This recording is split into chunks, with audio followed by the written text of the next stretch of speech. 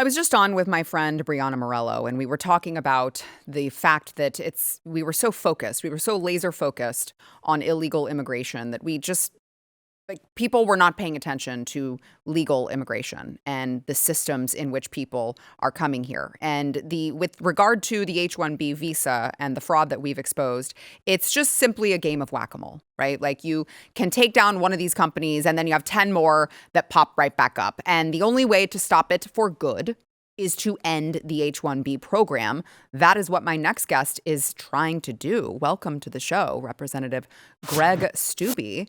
Thanks for being here. Yeah, anytime. So, Congressman, you introduced the Ending Exploitative Imported Labor Exemptions Act, or, of course, the Exile Act for short. I was so excited to see that you introduced this bill. I know there are other bills to curb all immigration, but the chances of getting those through pretty slim. Stopping the H-1B visa should be something that everyone can get behind. Tell me what the response has been so far. Well, obviously, the response from conservative outlets has been very, very positive. What's kind of interesting is I've never had outlets in India writing about me, and all the outlets in India are obviously very opposed to this because India and China are the ones that use this the most. Yep. It's like 90,000 people a year, but they renew these every year. So like last year, there were 400,000 renewals on top of the almost 100,000 people that got new H-1B visas. All of these individuals that are coming into our country are taking jobs away from Americans. These are young, entry-level tech-type positions. Like Microsoft is a big taker of H-1Bs. Amazon is the #1 taker of H-1Bs. So they're taking away jobs from Americans. I can't think what would be more America first than the doing away with a program that's taking away especially entry-level jobs for young people. Right, and you mentioned the entry-level jobs, and you're right, that is the case in many of these circumstances, but it's just totally contrast to what the H-1B program was supposed to be intended for, which is just like, you're the best, you're the brightest, you've got a really unique skill set. And I don't know how far down the rabbit trail you've gone. I personally, it's like now my new hobby is to expose all of this. And so I'm sitting around at my home in the evenings and I'm like, oh, so it's like chefs, food service managers, elementary school teachers, like that is counterintuitive to what we were supposed to be receiving. And so now you have, you shared a number of examples on your X page. I encourage everyone to go and follow you. 10,000 plus American doctors cannot find work. 5,000 foreign-born doctors have been placed into residency. That's not a labor shortage. That is a displacement. And to add on top of that, Congressman, because it's a great point. To add on top of that, I just ran a story yesterday about a specific region of India that they were finding all of these fake credentials, these fake certifications of these doctors. So now it's like, we don't even know if they're real doctors.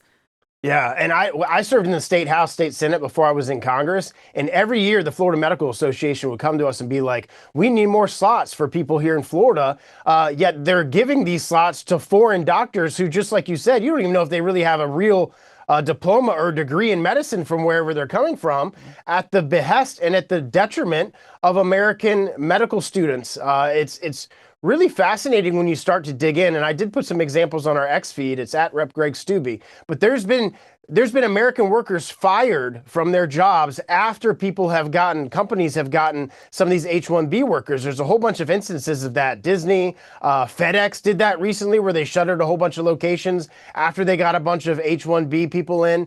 So it's a real detriment to American workforce, young Americans that are trying to find those entry-level positions. Yeah, we have some of these right here that you have been posting. Microsoft, that you mentioned earlier, laid off 16,000 American workers and then received approval for the 9,000 H-1B visas. I mean, this is... Yeah, no coincidence there. Right, exactly. Well, and the point that I was trying to make, and that I hope that the president, I hope you can get the message across to him, is the $100,000 fee is not actually a barrier. I don't know if you saw there was a Harvard study that came out that showed that because they are undercutting, as you're pointing out, the Disneys and the Microsofts and the FedEx and all of these companies, they're undercutting with the wages, and they're not doing it for any other reason other than the bottom dollar. And so when they're bringing these people over, the money that they're saving by paying them less is actually, they're like, yeah, we can afford the 100,000 just because of the amount that we're saving in bringing these people over. So it's not actually a barrier to stem any of it.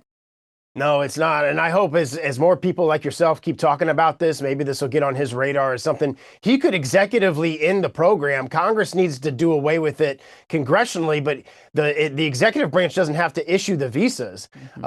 Immigration and naturalization doesn't have to issue the visas. So he could do an executive order saying no more H-1B, at least during his time. But we need to make sure that this bill passes so that future presidents could obviously reinstate it. Yeah, I completely agree. And you mentioned that the conservative side of the aisle has been very receptive to it. I imagine that the Democrats, anything that a Republican touches, authors, breathes on, whatever, they're like, no, we don't want it. But you have to imagine at a certain point, every single American is going to feel the pain. I mean, it is in every single, like, they're coming here, they're buying up our housing. Right. And then housing costs, the young people can't afford a home. So even if you're a Democrat and you think, oh, orange man bad, I hate everything Republicans do. It's like, OK, well, when you have children and your children go to college and they graduate and they can't find a damn job, at what point are you going to be willing to say this is a problem and we need to undo the damage that's been done?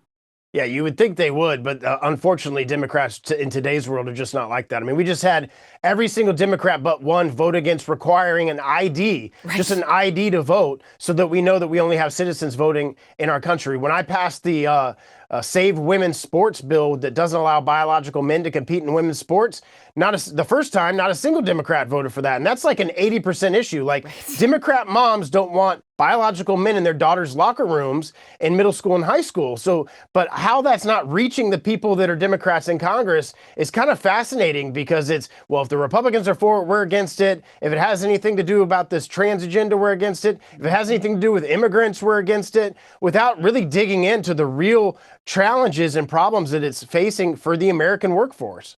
Yeah. I mean, outside of, and you're absolutely right with that.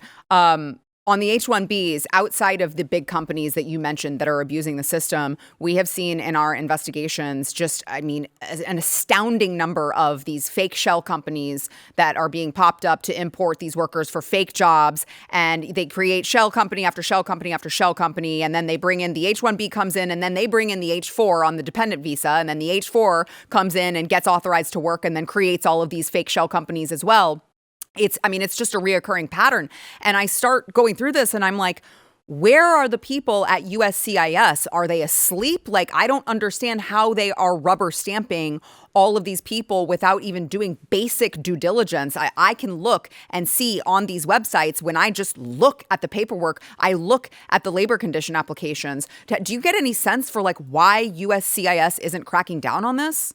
Well, I mean, you got deep state actors there that have been there for decades that allowed unvetted Afghans into our country that then obviously do things against our nation. It's just been fascinating. And looking at it from a national security perspective, the two major companies that take the most are China and India. And then these students or these individuals that are working at Microsoft or working at Amazon then take information back to their host countries. It's also an intelligence issue because you have the number one national security threat to the United States, which is the Chinese Communist Party, obviously seeding a lot of these people to come into our country to bring back intelligence back to China. And we shouldn't allow for that to happen. Yeah, you're absolutely right. So I'm going to be in DC in a couple weeks. I would love to meet with you and talk about how we can partner together to end all of this visa fraud. It's just like, I have all of this information and I want to get it to the federal government. And I'm trying to enlist as many people as I can. Can we enlist you in our investigative process?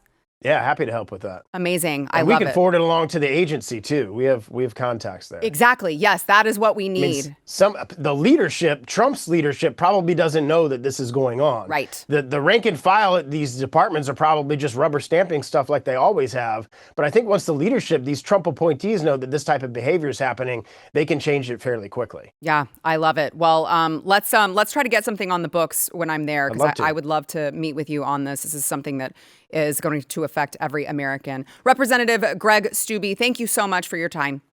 Yeah, good to see you. Good to see you. All right. I cannot wait to share with you guys what we are working on with regard to that. He mentioned China, and they are a very big problem. You're not going to believe what we uncovered. It's really, honestly, tremendous, and it's happening right in front of our eyes. It's really, really scary.